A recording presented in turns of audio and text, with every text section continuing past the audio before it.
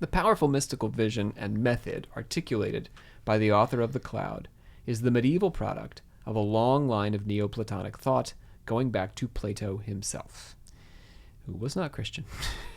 Just as the author of The Cloud taught that the physical world is inferior and the interior or spiritual worlds are superior, Plato gave us the allegory of the cave. Oh, we're going to talk about this? I remember. Briefly, yeah. Oh, okay. Yeah, in theater class. Yes, yeah, in theater class you talked about this, and I was like, that was a weird day. Because Plato hated theater.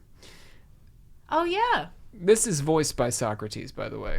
Socrates interrogates Glaucon about a situation in which people are confined underground, where they see shadows pass on a cave wall and believe that these are all there is to the world. They think the shadows are reality, because they live in a cave. Then these people are released from their confinement and brought out of the cave and experience the higher reality of the world beyond the shadows. We, says Plato's Socrates, are like these cave dwellers. We mistake the physical world for reality, when in fact, reality can only be perceived through an ascent to the intelligible world, where we might experience the idea, capital idea, of the good, capital good. There is a world of ideals that is an intellectual thing, to a large extent, that descend from this ultimate good. And these are the perfected versions of reality. Reality is always a pale reflection of the ideals. We can imagine the perfect version of things in an ideal world or reason our way to it, and we are all copies. Therefore, we are the shadows. Mm-hmm. So we're not evil, but we are inferior. The soul must turn itself away from the physical world of becoming to the world of being with a capital B, that is to say, the realm of ideals. This world, I'm saying, is a copy of an ideal world conceived within the idea of the good. This is going to become clearer as we talk about some specific interpreters of this. A millennium before the Cloud of Unknowing, there was a guy called Plotinus. He revisited Plato's ideas, which were from, like 400 or 500 BCE, in a way that arguably led to a new way of interpreting them. There is some argument today about whether Plotinus is Neoplatonic or just Platonic. Is he just... Because Plotinus probably understood himself as teaching Plato and writing about Plato, not inventing this new way of thinking that is Neo-Plato. But we call him Neo-Plato. There's this idea among scholars, some scholars, this argument about whether Plotinus's ideas are original enough that they constitute a new philosophy or whether they're just more Plato. Oh.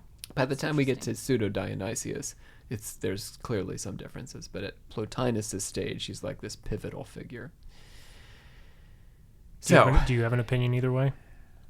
I'm not really an expert on Plato, nor do I aspire to be, so no.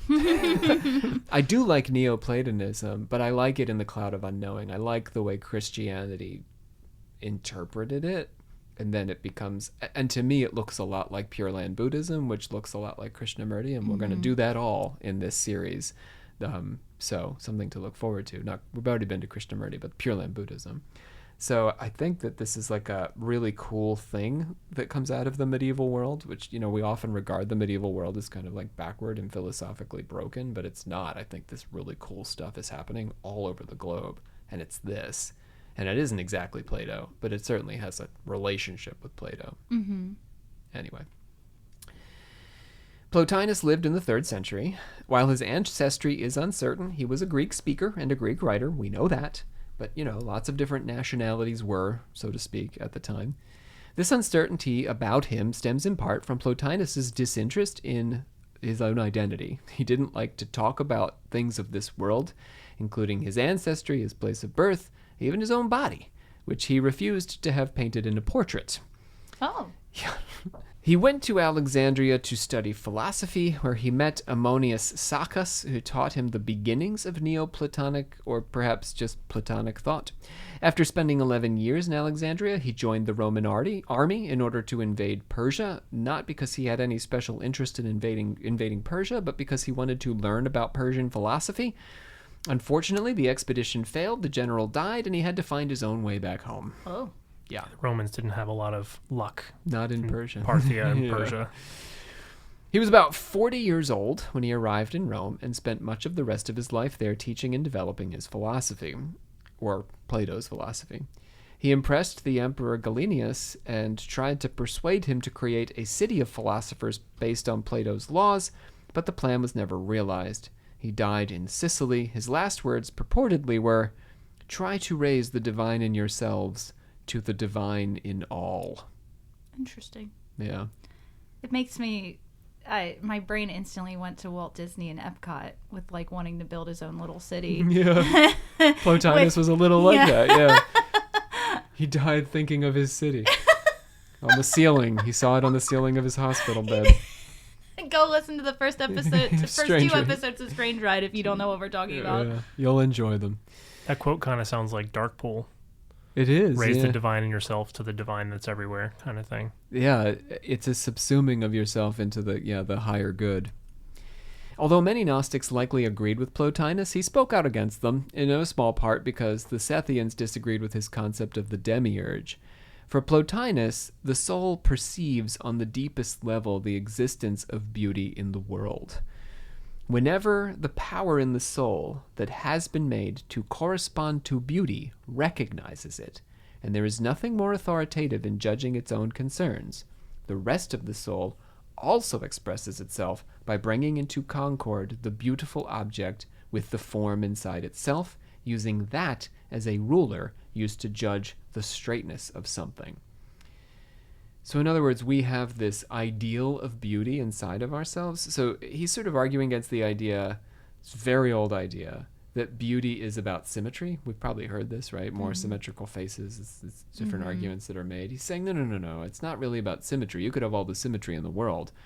What we're perceiving when we perceive beauty, and he's also talking about like a sunset and beauty in all its guises, of flowers and things like this. What we're perceiving, art, is our concept of beauty, which is inherent in our souls, and we're matching it to what we're seeing outside of ourselves. And that match is how we perceive beauty. Oh. Does that make sense? Mm-hmm. So does that mean that depending on your soul, you see different things as beautiful? No. No? Okay. Beauty with a capital B, we all have this inherent concept of what is perfectly beautiful, unified, and good. Okay. Yeah. It's like a moral compass. To some extent. And it has this aesthetic component to it. Yeah. So we can all look at art and be moved by it. Mm. If we can't, I guess it's not art. But beauty is more profound than bodies, which, after Plato, are ephemeral copies. He says, when he does see beauty in bodies, he should not run after them, but realize that they are images and traces and shadows, and flee towards that of which they are images. So when you see a beautiful body, you're meant to turn inward. True beauty exists in the world of forms or ideas, he says. The soul, in its ascent, will reach intellect, and in the intelligible world it will see all the beautiful forms, and will declare that these ideas are what beauty is. With me so far? Good is the source of intellect, with a capital intellect. And intellect is the primary substance that comes from good, and the intellect lives around the good. So the good is at the core, and then intellect is sort of rotating around it, trying to peer into the good. The soul is then outside of intellect and is contemplating in contemplating the good, looks at the good. So that's the layers. We're perceiving through intellect the good. The intellect's perceiving the good. Yeah. Is that kind of saying a little bit like your thoughts can get in the way You can get in the way, yeah. Yeah, your intellect gets in the way of you looking at what's really important. Unless you connect with it as the unified capital I intellect. If you're perceiving it as an individual, then that's the problem. Okay. You need to be perceiving the grand intellect of all. Okay. The perfect intellect. The ideal intellect. Okay. Is that the one that was swirling around the good? Yes, okay. that's around the good, and Gotcha. we're around that. Okay. Yeah. So is the good in this instance like their like representation of God? Pretty much. It's Okay. the source. Okay. Yeah. Evil, for the ancient Greek Plotinus, is far more abstract than the devil, referenced in the Cloud of Unknowing. If indeed evil does exist, he says, it exists among non-beings as a sort of form of non-being and is involved in some way with that which is mixed or associated with non-being. By non-being, Plotinus does not necessarily mean the opposite or negation of being, but rather something different from being.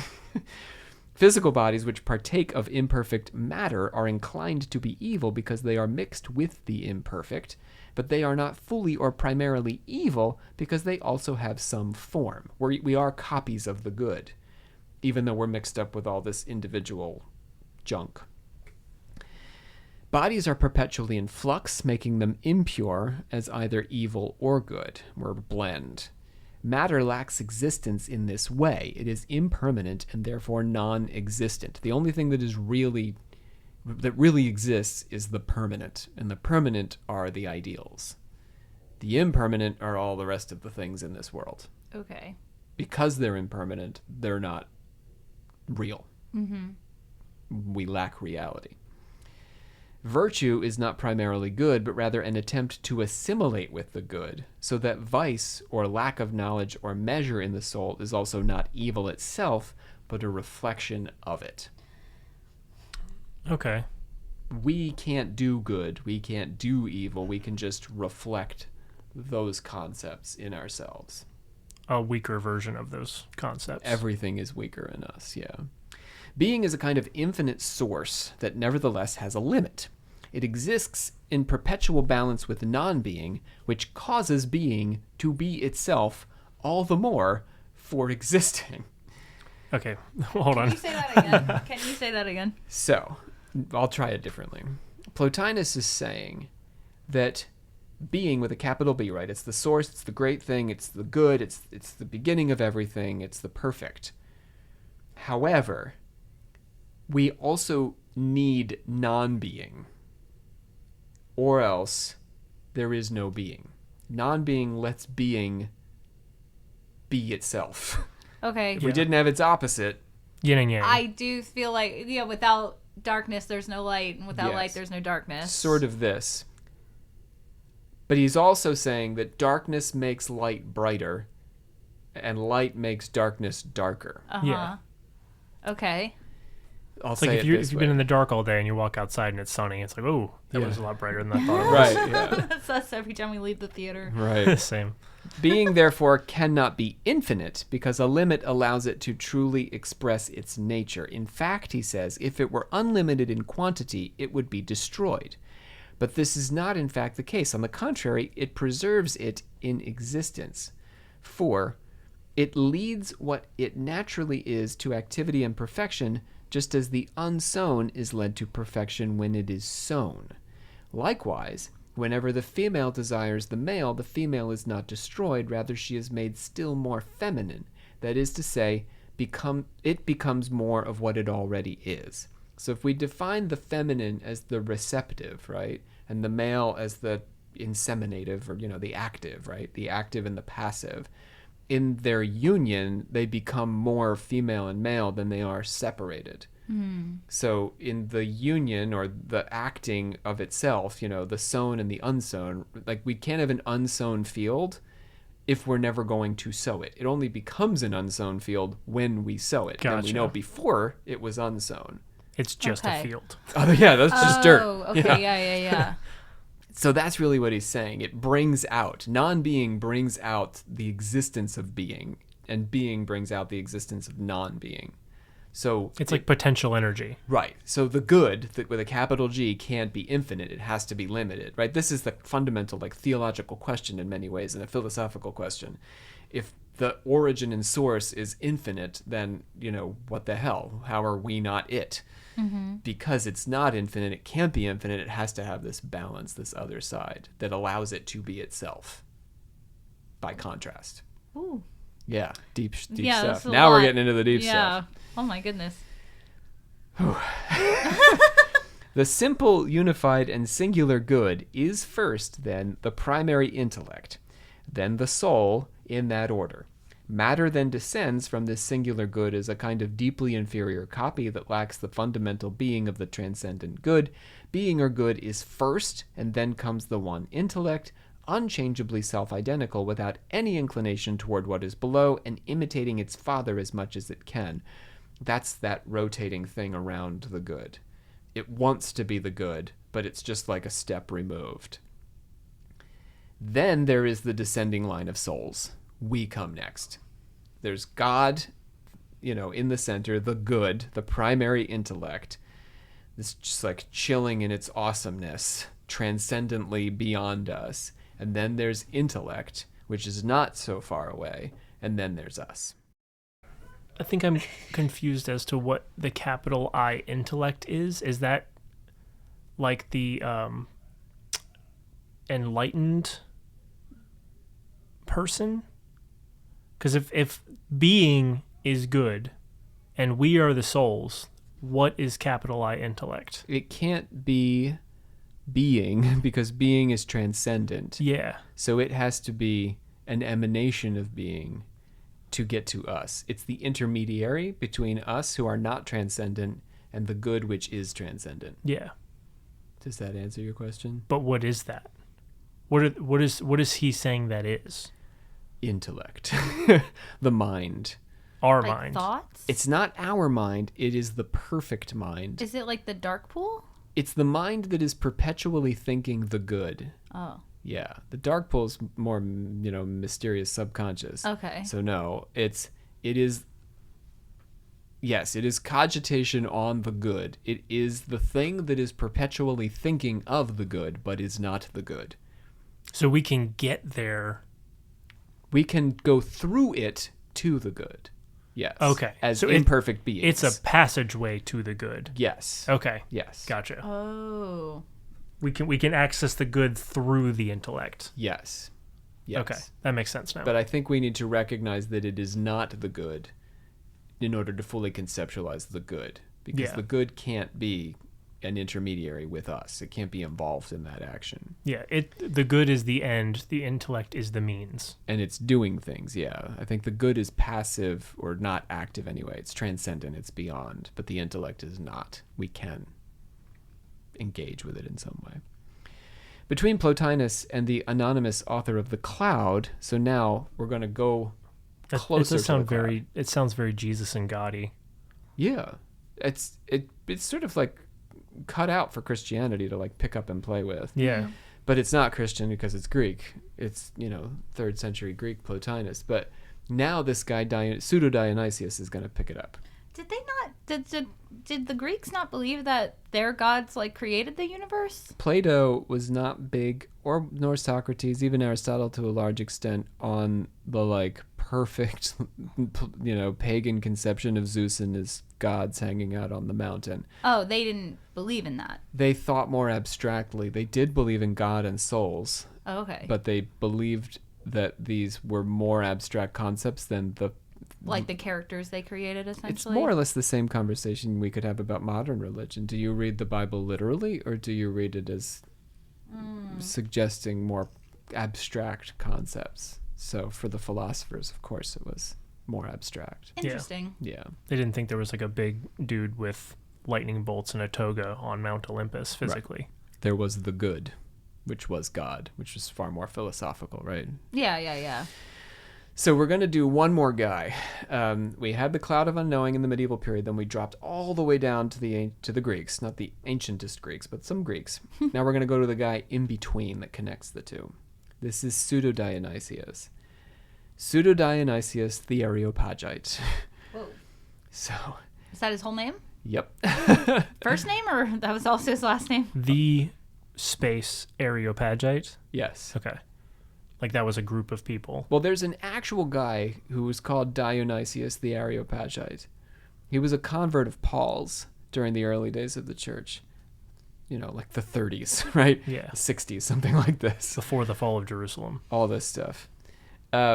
Pseudo-Dionysius is not him. He's writing hundreds of years later, but he calls himself Dionysius the Areopagite. Oh. So he comes to be called by scholars Pseudo-Dionysius the Gotcha. Areopagite. That's like a Hermes thing. Yes. Yeah, pretty much. Except Hermes, is a god, so... Yeah, but like Trismegistus. Right. Yeah. Right. Is this a guy? Yeah. And this guy has nothing to do with our boy Dionysus. No. No, it's just very similar names. Neither does Paul's convert. I mean, it's a Greek name, so yeah, he's converted a Greek dude. So, Pseudo-Dionysius wrote Neoplatonic Christian theology in the 6th century, many hundreds of years, as I'm saying, after the actual Dionysius lived. There was considerable debate throughout the Middle Ages and into the Renaissances about whether Pseudo-Dionysius was Dionysius, but while scholars argue about many things around Pseudo-Dionysius, the one thing that they are fairly sure of is that he was not Paul's convert. To further confuse things, though, Dionysius also made regular mention of a great teacher who surpassed all the divinely wrapped hierarchs, named Hierotheus. He even cited Hierotheus's books, but there's no such person as Hierotheus, and no books were ever written under his name. What? So, very confusing. Yeah. Are we sure about that? Yes, we're pretty damn sure. So he just made it up? Made it up completely, just like he pretended to be a guy who he wasn't. Oh, okay. Yeah. We don't think they could have just gotten lost. Okay. No, not at this time period. Why would he what is it like in was it the Kabbalah that we were talking about when it was like, oh, I attribute my writings to this more famous Yes. guy. Oh, yeah. Like he That's what was he's like, doing. oh, I'm citing this ancient book or something and to make it sound more legit. And then he also went ahead and invented a teacher to do more of the same thing. Got it. Yeah. Okay. Gregory the Great seems to have been familiar with Pseudo-Dionysius and Louis the Pious. This was the 9th century. Pseudo-Dionysius's work began to be widely translated and distributed in the 13th century, roughly 100 years before the composition of the Cloud. So the work is really getting some circulation, particularly among the monks, when it's time to write the Cloud of Unknowing. Outside of the mystical tradition, many monks regarded Pseudo-Dionysius as unnecessary. He was too abstract in his ideas, as you can hear from Plotinus, and did not reference sacred scripture often enough. This is true. We're going to hear this. This perhaps is what best recommends him to us, though.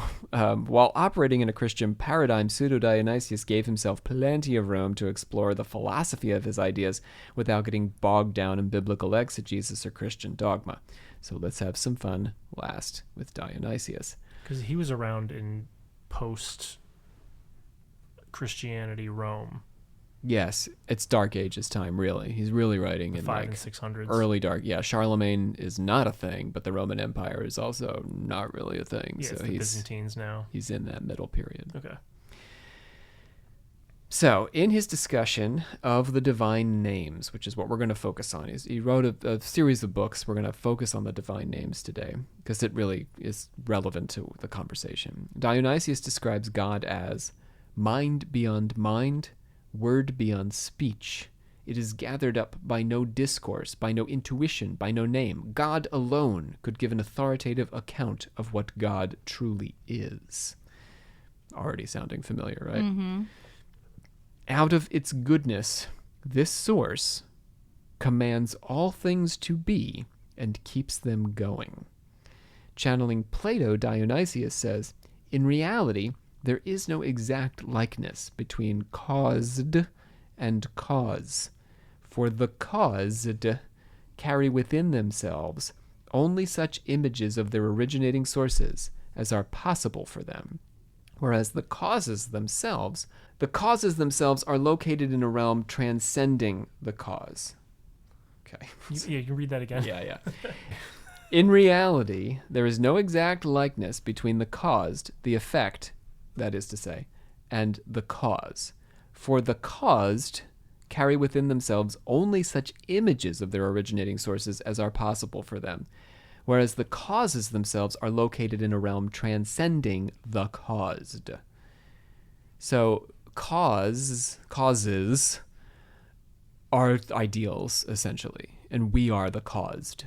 We are the effect of these perfect ideal images. For this reason, God's incarnation as Jesus must necessarily be entirely mysterious and beyond our comprehension, giving the blend of the transcendent and the terrestrial, the caused and the cause. That's not talking about like determinism, is it? Go ahead, what do you mean? Like, in my mind, that kind of sounded like the ideals live in like a parallel dimension, that what happens in our universe is just based on the reflection of what happens in that dimension. So I see what you mean by determinism. So I think the nouns are copies, but the verbs are not. Okay. Is one way to think about it, right? Okay. The action is not a copy of an action in another world, but the entities are copies of the ideal entities in another world. Okay. And that's why Jesus is incomprehensible, because Jesus managed to be both God and human, which is a contradiction. We can't be cause and effect all at once, but that's what Jesus was. God caused himself to be human. Makes no sense. Does that mean each individual person has a counterpart? No, I don't think so. I think we have a kind of like Adam Kadmon. We have an Adam. We have an original. Okay, we were which created we are in the image of this. Okay. Yeah. All right. In God? Possibly. But probably not exactly, because God is incomprehensible in this world, in this conception. Okay. Yeah. But God has perfectly formed us from an ideal. Okay. Yeah. Formed us from a perfect ideal, of which we are imperfect copies. I've always thought that the image of God doesn't actually mean that God has 2 arms, 2 legs, and a head. It's more like we have the ability to think and conceive spiritually. Yeah, I can't speak on that as far as Pseudo-Dionysius, but sure. I mean, it's in the right direction. Okay. God is at once a supra-divine unity, the transcendently one God, and one who also dwells indivisibly in every individual. Here's a metaphor that he uses. A collection of lamps produce a single light in a room. You go into a room, there's like 100 lamps, and it's just like a bright room. You're not like, oh, that lamp.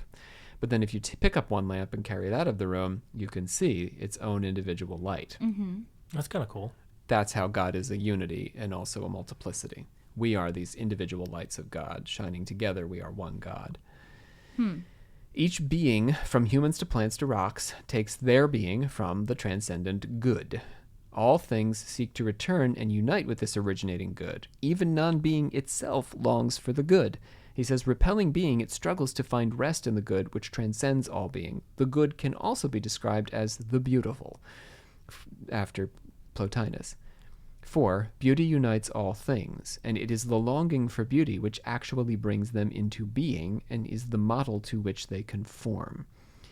Everything having derived from the beautiful and the good has a share of the beautiful and the good. We're all a little bit good, we're all a little bit beautiful. To approach any understanding of God, we must call a halt to the activities of our minds. Call a halt? Call a halt. Halt. Like, oh, stop. Oh, okay. In the name of God. Stop. Okay. Thoughts? Oh, God, why? I'm never going to achieve enlightenment. I can't stop my own thoughts. You just have to cower. Such is... All right, you win, sexy lady eating Thanksgiving dinner. You win. Step on me. Fine, Step on me and shove turkey in my mouth. I'll sniff it all. Fine. Just let me out of here. Such is the special skill of angels, who recognize that although God is the cause of everything, it is not a thing, since it transcends all things in a manner beyond being. Words stem from the senses and are insufficient to commune with the source. Rather, we yearn or love, this should sound familiar, and this love stirs the subordinate in a return toward the superior. This love for the divine makes it so that the lover no longer belongs to him or herself, but to the beloved. Getting back to my idea of God is not grateful, right? We don't want God to be grateful because we are uniting back with God. There is a sense in which being is a kind of Platonic ideal, insofar as it must precede entities, which then having being, just as life itself is the source of everything alive, similarity itself is the source of everything similar, and unity itself is the source of everything unified. The source is like the center of a circle, and we are all lines. So imagine that we're all lines, and if we move toward the center of the circle, we try to unite, then we all become one. But if we move away, we get further and further away from each other. You can imagine the line stretching out from the circle. Mm-hmm. So that's cool. In this way, God is like the sun, of which each living thing has a share, such that the sun contains within itself as a unity the causes of all things which participate in it. The sun is one, but it nourishes many. God is one and extends out into all of our individual souls. We are not the sun, but we have a share of the sun in ourselves. Honestly, like when you've been describing this, I've been picturing like a solar system. Yeah. Like God is the sun and the good in the center, and then there's the intellect. Oh, I know that's the last one, but Still, yeah. there's the intellect, and then there's even more planets and things on the outside as us or whatever. So You're that's ready how I to was hang out with picturing. these guys. Dionysius, I think, clarify some of my own confusion over the way Plotinus discusses evil. He begins by asking how demons, whose origin lies in the good, are not shaped like goodness. Why don't demons look like, friendly nuns eating a turkey dinner? Don't they? His definition of evil is that it corrupts and destroys by nature, such that if it acts as evil upon itself, it will cease to exist. You ever thought about that? If evil's very existence is to destroy, then if it's pure evil, then it must destroy itself. Yeah. So evil cannot be purely evil, or it would annihilate itself, meaning that something of the good must enable it to exist. But that almost feels more sinister in a way to me. In the It's got a little good in it. Well, not that, but that it's like it finds joy and good in these evil things. We'll talk about it. Okay. Evil is a kind of disease or deficiency of the good. The good is present in beings according to their capacity for it. All beings are good and come from the good, but fall short of goodness according to their remoteness from the good. In this way, evil is a lack and not a presence, and so it's not really there. Oh, okay. Evil doesn't exist, it's just an absence of good. Interesting.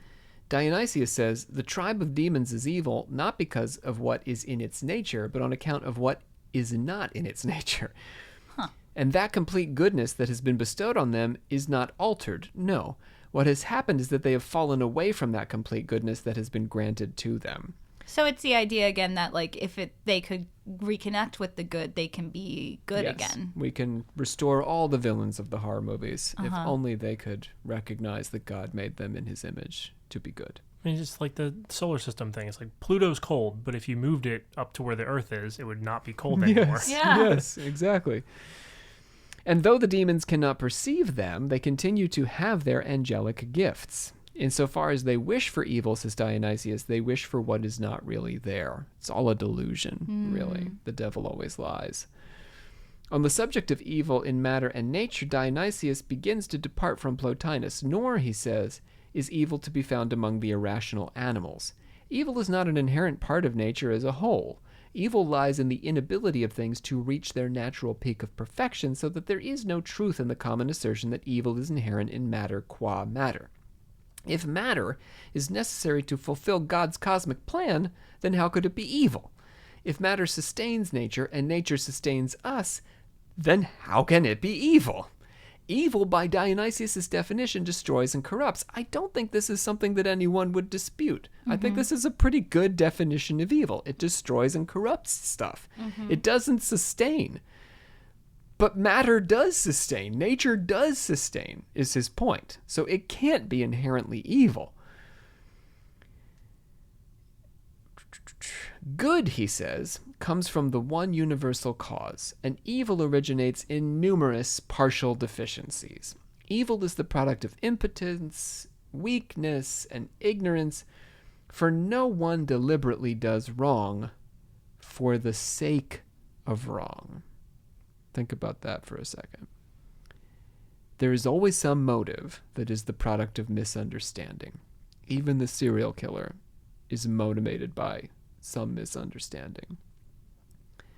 Probably, if I had to say, I mean, I don't want to psychologize, I'm not an expert on this, but if we're thinking about someone who's mass killing, they may misunderstand to a large extent the lives of others. You know, they may have a real difficulty conceptualizing that all these people have wives and children and, you know, mothers who love them. They can't see into that other person, which makes that life less valuable to them. I mean, it's like a lot of serial killers or psychopaths or sociopaths who have a difficult time with emotion. And I feel like that, Yes. like you have to like think about it on an emotional level, being like, oh, that's a person. And that's Right. a deficiency. You can say that's a person, but not feel that's a person. It's a deficiency and a misunderstanding on their part.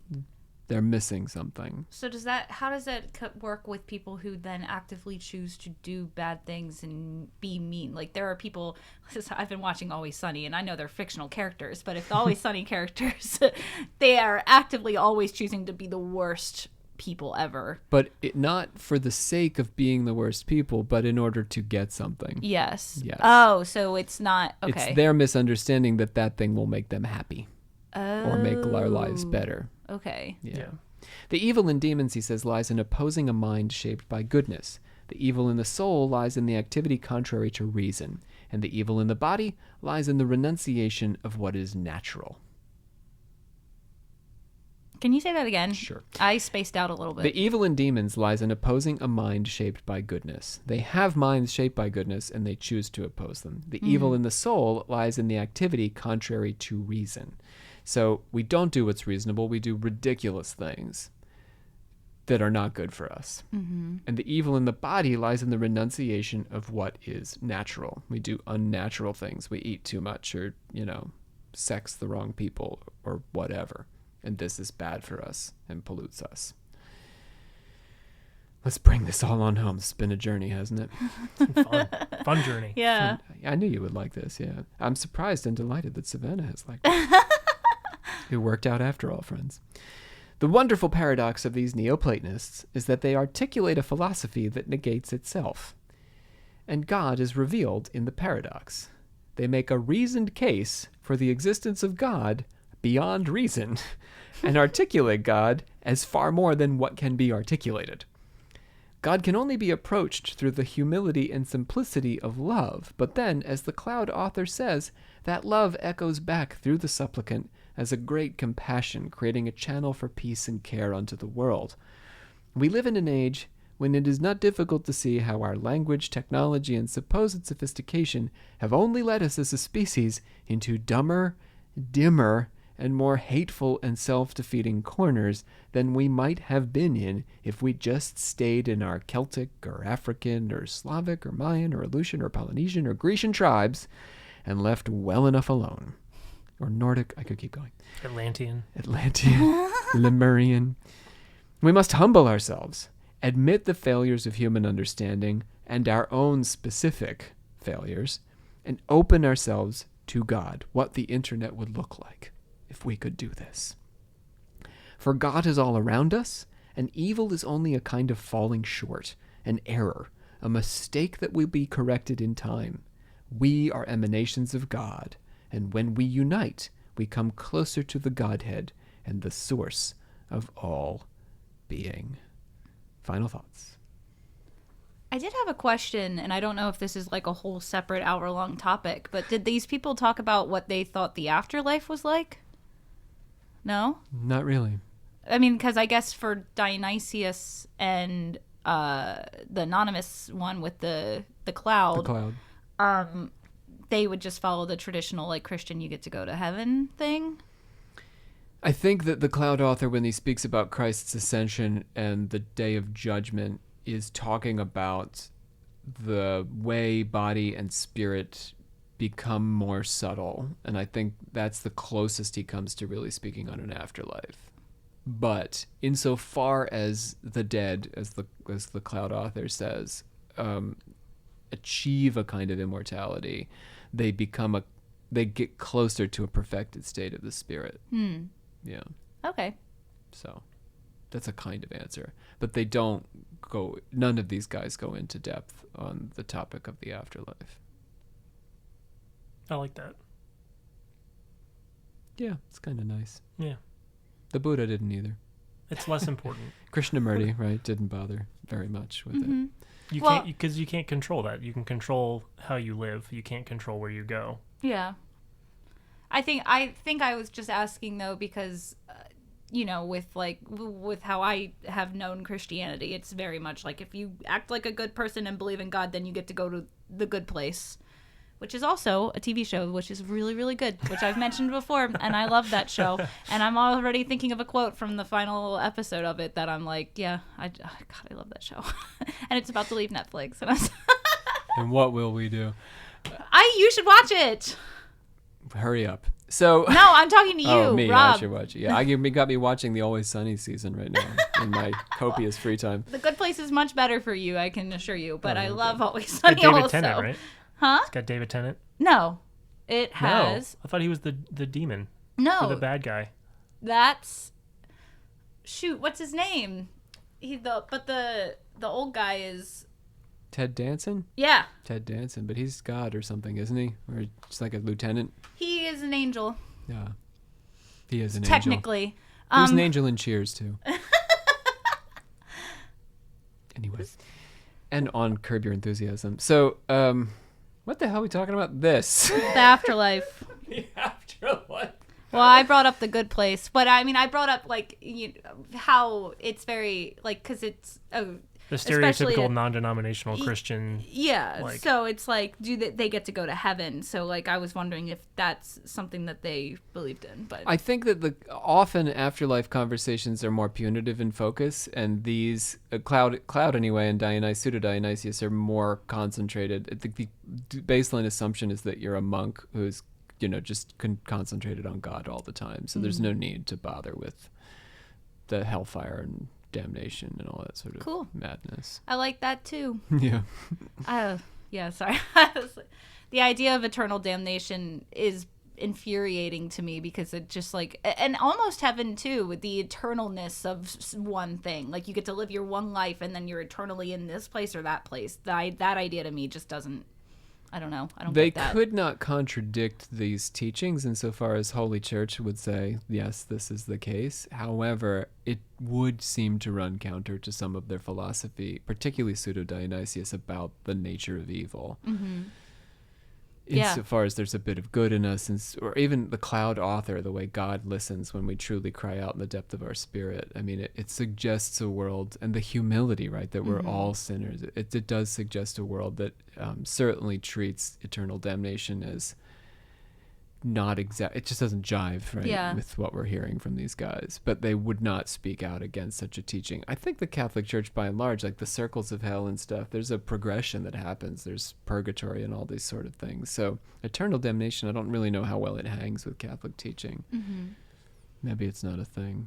I've always, I don't know if it was just me, but I've had it explained to me at some point, and it kind of makes sense to me, and it makes sense with kind of the Neoplatonism stuff too, is hell and heaven are not places, they're states of being, where hell is just the absence of God, and heaven is just being in the presence of God.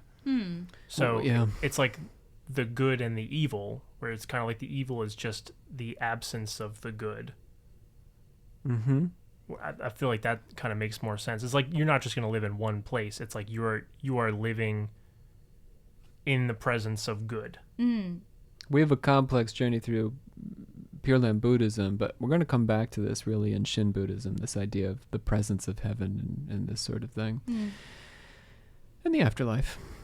I hereby adjourn and declare closed this meeting of the Secret Order of Alchemical Actors until such a time as we get together and do it again. My name is Dr. Rob C. Thompson, joined by Johnny Cook, our patron progenitor. See y'all. Savannah Barrett, our sister of the 84th degree. Goodbye. Watch The Good Place. And also, Strange Ride is coming back. It will come back. We have not given up on it. I just needed a mental health break for a bit, so it will come back. I've got topics. Savannah's got topics. We will return. Maybe John's got a topic. Who knows? You got a topic, John? Ooh, we could do trading cards. Ooh, we could do trading Oh, cards. you could, yeah. Anyway, I'm not going to tell you what's happening next on Occult Confessions. I'm not entirely sure. We got a few things that we're going to do. I think we may do some spooky stories for you guys. I think we will probably, we're definitely doing Pure Land Buddhism, but I've also got a couple more Christian mystics who present the opposing viewpoint, not sort of intentionally, but the idea not that God is in a cloud of unknowing, but that meditative work can be approached through a via positiva. Here on Occult Confessions.